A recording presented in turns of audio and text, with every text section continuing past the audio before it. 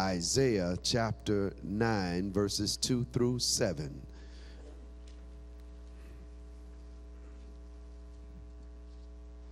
The announcement of the coming Savior, the birth of the Messianic King. Isaiah chapter 9, verses 2 through 7.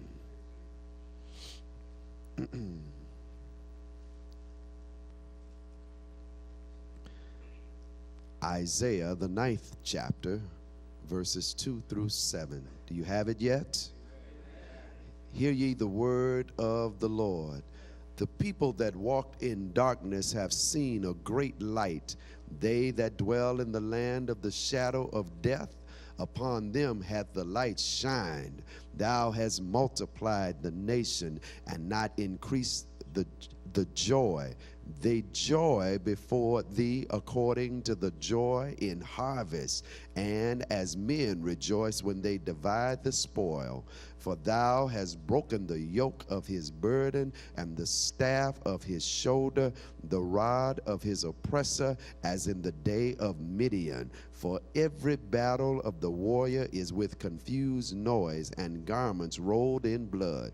But this shall be with burning and fuel of fire. For unto us a child is born, unto us a son is given, and the government shall be upon his shoulder, and his name shall be called Wonderful, Counselor, the Mighty God, the Everlasting Father, the Prince of Peace. Of the increase of his government and peace there shall be no end, upon the throne of David and upon his kingdom, to order it and to establish it with judgment and with justice from henceforth, even forever. The zeal of the Lord of hosts will perform this. Thus is the reading of God's holy and unchangeable words. You may be seated in his presence.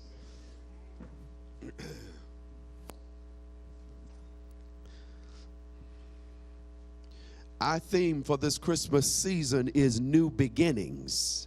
New beginnings, a restart, a comeback, recovery, transformation.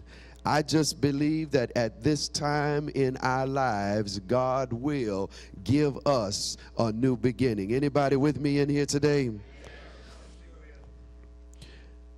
If you really think about it, the birth of a baby is a signal unto us. It is the signal that God has taken two persons and produced a new life.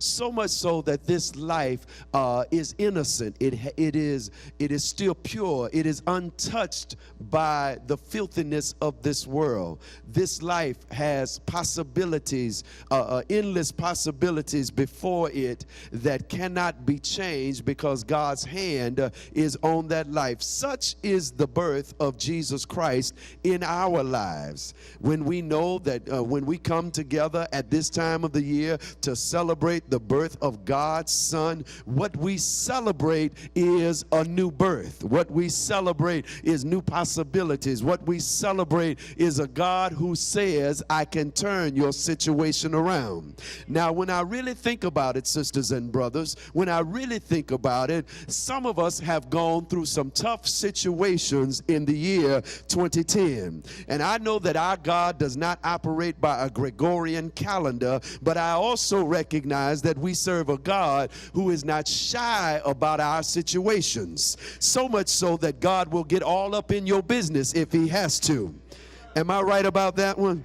And God, who gets in your business, says to us at this season of our lives, this is the time for new beginnings. Now I'll begin the sermon to show you how God can turn a situation around. Can we keep going? Look at this situation, and anybody who has taken any time to read the prophecy of a man called Isaiah, or at least those who take his name, will have to wonder if Isaiah is schizophrenic. For on the one hand, Isaiah delivers a message of judgment. Isaiah delivers a message that said, you better get yourself together because God is not happy with you. While on the other hand, and almost in the same breath, Isaiah or whoever penned these words will turn around and say, but God is going to turn your situation around. Isn't it something, sisters and brothers, how the same voice that declares that judgment is on the way is also the voice that will say to you that God is going to make a way where previously there was no way. It's confusing to me, except I realize that this situation can be broken into at least two parts. On the one hand, we have a God who recognizes that there is a problem, and he's not afraid to say that there is a problem. He doesn't call it by another name, doesn't try to find some scientific explanation, doesn't try to explain it away.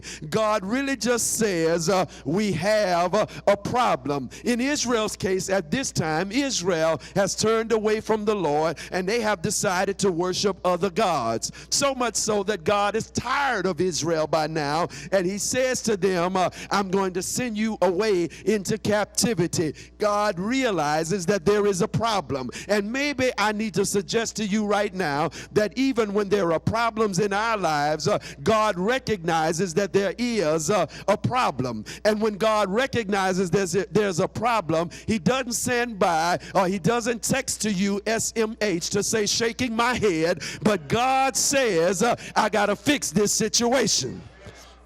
Are y'all walking with me in here?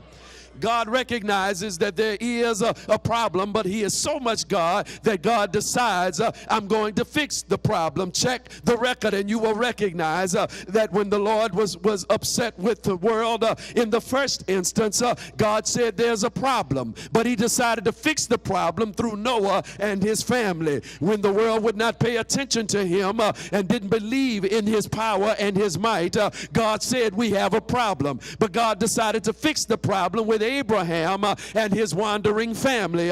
When God recognized that the people would not believe the prophets, they didn't believe the word of the Lord, God said we have a problem.